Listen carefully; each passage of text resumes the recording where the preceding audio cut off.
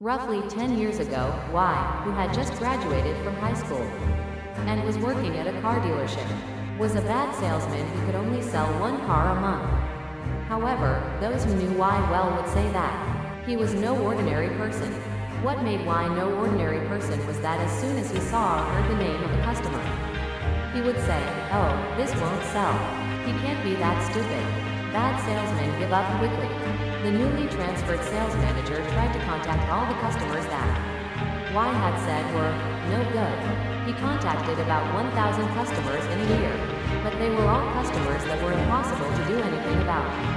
Even the manager, who was said to be one of the best salesmen in the industry, had to admit that these were all customers. One day, the manager went out drinking with Y. "Hey, Y-kun, maybe you have some mysterious power? For example, something like the ability to predict the future."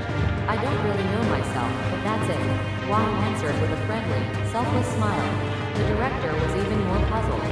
"Why don't you use that power?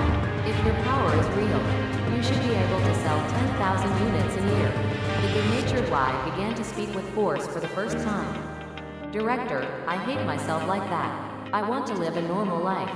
For example, it would be sad if I knew the exam questions in school in advance.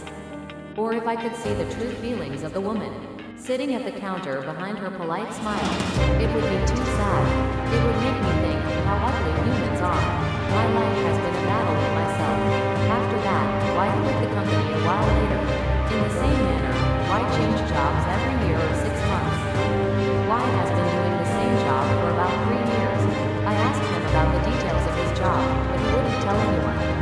"All I know is that every morning, a black luxury car with no visible interior comes to pick him up. And at night, the same car takes him home." Someone who was curious apparently followed the car, but even though it was only 1 kilometer below the speed limit, it was pursued by police cars and motorcycles. And the follow-up failed when the car was arrested for speeding.